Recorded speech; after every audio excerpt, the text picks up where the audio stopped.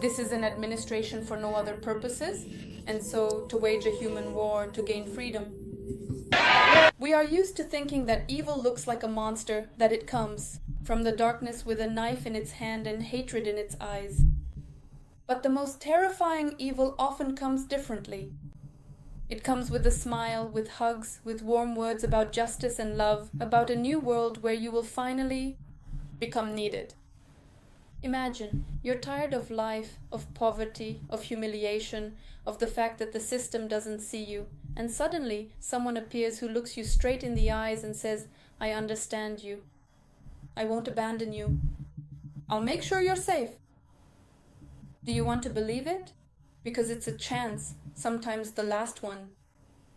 And now the question, what if I told you that one of the deadliest mass killings in US history before September 11th started not with threats, but with the idea of paradise? November 18th, 1978, Guyana. Amidst the impenetrable jungle, over 900 bodies, men, women, and nearly 300 children. They believed they had found a place where there was no pain. But what they found was a voice that taught them to fear the world more than death itself. Today, we will dive into the story of the People's Temple and its leader, Jim Jones. We will examine how charisma becomes poison, how help turns into a trap, and why people who simply wanted a normal life found themselves at the point of no return. This is the story of Jonestown, and it is far more terrifying than it seems. So, James Warren Jones was born in 1931 in the state of Indiana during the era of the Great Depression. These were times when survival mattered more than dreams. A time when children grew up faster than they should have. His family lived in poverty. His father was a World War I veteran with serious health problems. His mother was deeply religious. And she had a strange certainty that her son was destined for something special. And here there's a very important nuance. Jim grew up in an environment where love was not a stable support. Where attention didn't just come for no reason. You had to earn it. Jones's childhood is often described as lonely.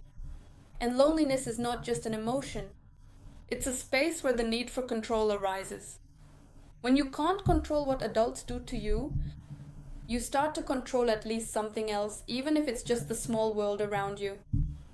The Jones family lived on the outskirts of Lynn in a house without proper living conditions, unfortunately. No gas, no electricity, no sewage. It must have been a very difficult childhood. Jim's peers were embarrassed by him not only because of his poverty, but also because of his strange behavior. It was as if he lived. In his own dark story, there are memories that Jim would hold funerals for animals, as if he were rehearsing ceremonies, as if he were learning how people react to rituals, how they remain silent when they should, how they listen when someone speaks in the right tone. And this is where the first big lesson appears. Ritual equals influence. Religious form can be the key to human trust. Even then, it was as if he sensed, if you want power, you need a stage and you need an audience. A strange guy. As a child, Jones read a lot about political leaders, but not as a historian, as someone searching for a formula, how to make people submit to him. He was interested in those who could control people through fear, ideas, hypnosis, words. He studied not morality but the technology, and at a certain point his beliefs began to take shape. If a person has no money, you can buy them with hope. If a person is in pain, you can keep them with salvation. If a person is afraid, you can make them believe in anything, just to make the fear go away. And now imagine that such a person finds an instrument that gives him legitimacy. The church. In the early 1950s, Jim Jones began to meticulously build what would later be widely called the infamous People's Temple. And the most truly insidious and deeply disturbing thing about this entire story, is that at first it seemed right. At that time, America was a country where racial inequality was not just a problem, it was an everyday reality. Black people could be denied entry to cafes that only served whites. They might not receive the same medical care as others. They might not be heard, not be protected. And then a preacher appears who says, everyone is equal, everyone is worthy. He opens the doors to those who had been humiliated. He demonstrates integration. He creates the image of a person who stands on the side of good. And that's why it was easy for many to believe the People's Temple didn't look like a cult from the very beginning. It looked like a community. He gave people what they lacked: food to the hungry, care to the elderly, help to those with addictions, support to those whom the system broke every day. People didn't come for a cult, they came for humanity. But there is one law. When you feel that you've been saved, it's hard to leave because it feels like you're betraying not a person, but hope itself. John built the environment very cleverly. Every new member was given a role. Someone distributes food, someone works with the children, someone helps during services, someone is responsible for discipline. Without a role, you are nobody. With a role, you are important. And this is a very psychological hook because a person can feel needed, especially someone whom life has made feel unnecessary many times. Next comes the idea of a mission. We are not just a church, we are saving the world. Once you believe this, any doubts become a betrayal. Then the next tool comes into play: shame. Public confessions, group discussions. When a person is forced to talk about themselves, about their most painful things, in front of everyone. I think we know what that's like. It's not very comfortable, because now the group knows your weaknesses and the group can use them to control you. A separate chapter, the so-called healings. On stage are the sick, the crowd is tense, and Jim Jones is at the center like a director. And importantly, people weren't just watching, they wanted it to be true. When a person lives in pain, they hide from their surroundings and cling to miracles. When a person doesn't have access to proper medical care or support, they believe in whoever promises an easy solution. And with each such show, Jones became not just a pastor, he became someone with power. And when someone has power, people are willing to give them even more. First money, then property, then the right to argue, then the right to leave. Unfortunately. So people simply gave him their will, their right to their own lives. Within the People's Temple, an internal structure of control gradually began to form. Not just assistants, but people who watched over others. Letters are checked, conversations are listened to, discontent is recorded. Those who have doubts become a problem. And a problem must either be broken or isolated. This creates the feeling that you are always being watched, even when you are silent. And here something deeply human breaks. The need for privacy, the need to be yourself, because if you start thinking differently, you risk being humiliated or cast out. And exile, after total immersion, is scarier than the cult itself. In the mid-1970s, John becomes a prominent figure in California. His community is large, he looks like a leader who does good. And it's beneficial for politicians to be around him. He receives support, attention, legitimacy. And this is important because when a person has external approval, the internal victims feel that they can't possibly be right. If he's so bad, why are important people taking pictures with him? Because many famous people lined up just to shake his hand. This is a strong psychological defense for the cult. But at the same time, something else is growing. Investigations, suspicions, articles, testimonies. And Jones understands this because he's a smart person. His stage in America might come to an end, and he can't live without the stage because the stage is his life, his oxygen. And here he makes a move. It looks like salvation, but in reality, it's a strategy to hold on. He convinces people that the USA is dangerous, that we will be destroyed, that there is a conspiracy, that they will come and take the children, that the world around us is the enemy. When you constantly hear that death is outside, the cage starts to look like home. That's how the idea of moving to Guyana appears. Remote, isolated, hard to reach. a place where control would be absolute. This is Jonestown. Jonestown was built in such a way that escape was almost impossible. Facts that are repeated in testimonies, passports were taken away supposedly for security processing, but we all understand that wasn't the real reason. That there was always security along the perimeter, the jungle all around. Not a romantic place, but a trap. Restricted communication. Because communication is extremely important for each of us. Control over letters and phone calls, and most importantly, a complete information vacuum.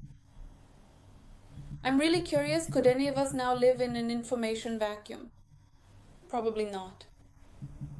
So, when you don't have an alternative reality, all you have left is the leader's voice. And Jones's voice was everywhere there, literally everywhere. Through loudspeakers, through night sermons, and through endless speeches about enemies, betrayal, and conspiracies. People worked to exhaustion and lived in harsh conditions. Fatigue lowers critical thinking. Fatigue makes a person obedient because they simply don't have the energy to argue or on their own thinking, their own thoughts. Even just to wonder, what if? But no. And here Jones introduces what will become the key to the tragedy. Night alarms, the so-called white nights. Sirens panic the pavilion. He announces, we are under attack, we are surrounded, there is no way out. Then comes the offer to choose a drink. And words that, over time, stop being frightening because they're repeated again and again. It's a test of obedience, but even worse. It's normalization, the idea that death can be the right thing. When people go through the rehearsal many times, the real day doesn't seem unreal anymore. It seems like a logical continuation. November 1978. U.S. Congressman Leo Ryan arrives in Guyana along with journalists and relatives of community members. They want to see with their own eyes whether this is a utopia or a prison. Jones greets them like a director staging a play. Smiles, songs, conversations about a happy life. The people are shown a facade. But in such systems, there is always a crack. That crack came in the form of a note. Someone managed to pass a message. We want to escape. Please help us. And at that moment, Jones realizes his control is no longer absolute, which means he could lose everything. And for people like him, losing control is the end. The next day, some people decide to leave together with the delegation. It doesn't look like a mass exodus, but it's enough to trigger a catastrophe. It doesn't look like a mass exodus, but it's enough to trigger a catastrophe. At the Port Kaituma airstrip, an attack with gunfire takes place. There are dead and wounded.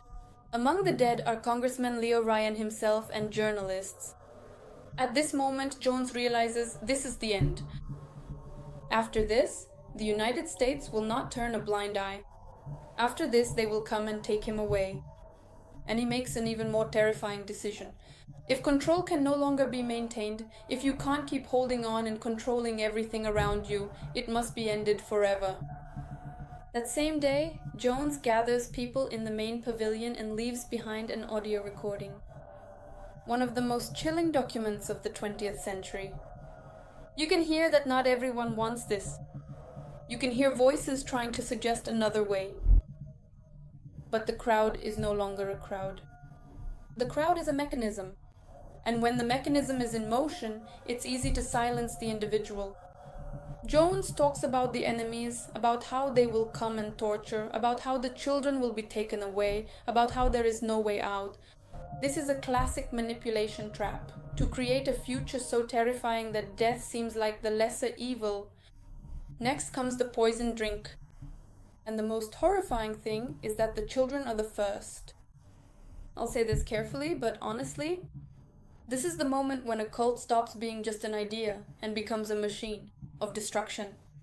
Because when a person is brought to a state where they follow orders against their own nature, it is no longer a free choice. This is a broken psyche, destroyed by fear, an erased identity. After that, silence. The jungle and hundreds of bodies. Officially, for a long time it was called a mass suicide, but many details point to coercion, panic, control by the guards, no way out. So perhaps it would be more honest to say that this was the largest, a mass killing under the control of a cult. And Jones himself, he decided to do things differently. He didn't want to go down the same path he forced on others, and that is the final point of his lies. Because when the first groups reached the settlement, the scale of the tragedy was not immediately clear, because the bodies were lying in rows, in layers, and the real number turned out to be more horrifying than anyone imagined. The world was frozen with one question: why? And alongside this question, conspiracy theories emerged. Because the mind doesn't want to accept that something like this could happen without a grand conspiracy. Were there outside forces involved? Were intelligence agencies involved? Was it an experiment? Such theories have appeared and continue to appear to this day. Because the truth perhaps is even more terrifying. Sometimes all it takes for a catastrophe is one person who knows how to speak, and hundreds of people who are simply too tired of living in pain. Jonestown is not a story about foolish people. It's a story about the vulnerable, about those who sought meaning, about those who wanted justice, love, and to feel safe. And it was precisely these desires that were the easiest to exploit. And we know that our vulnerability is our weakness. Because when we have something vulnerable, others know how to manipulate us. Every cult starts in a similar way, with simple answers, with a charismatic leader, with "we are the chosen ones, everyone else is the enemy," and it ends in a similar way too. When you stop thinking for yourself, someone else starts thinking for you. So my main point today is simple: protect your critical mind and always ask, check, and doubt. Because doubt is not a weakness. Doubt is your protection. Because I think many of us have at some point thought, that could never happen to me. Cults aren't about me. But we can't give a definitive 100% certain answer to that. In other words, we cannot be absolutely 100% sure that this unfortunate situation won't happen to us, that we are simply too smart or too educated for it. But if we carefully look at the historical records of many different cults, we will find that there were indeed very educated and highly intelligent people, as well as very influential and powerful people who became deeply involved. Even movie stars, Hollywood. And unfortunately, it happens very randomly. Spontaneously, I would say. When you think, but I was thinking critically, this isn't a cult, it's just something that brings people together. And it's precisely at that moment when you realize, I feel comfortable here, I don't want to leave, because these people support me, they can make difficult decisions for me. That's the moment when you're already caught, unfortunately. And I also think that on this important note, we will now definitively wrap up our comprehensive story about the tragic events of Jonestown. And in the next upcoming videos, I would very much like to thoroughly explore other significant and major cults. And perhaps I want to reflect with you on the profound reasons why people often end up in cults, and precisely how this phenomenon tragically happens. What do they bring with them when they join? So, thank you very much for going through this journey with me. This was Stella. So please subscribe to my channel if the truth matters to you as much as it does to me. And no matter how incredibly dark and challenging it may be, it's always better to bravely reach for the absolute truth than to passively listen to the deceptive lies that constantly surround you. So please take good care of yourselves, and I sincerely hope we'll meet again in my very next investigation. So, goodbye.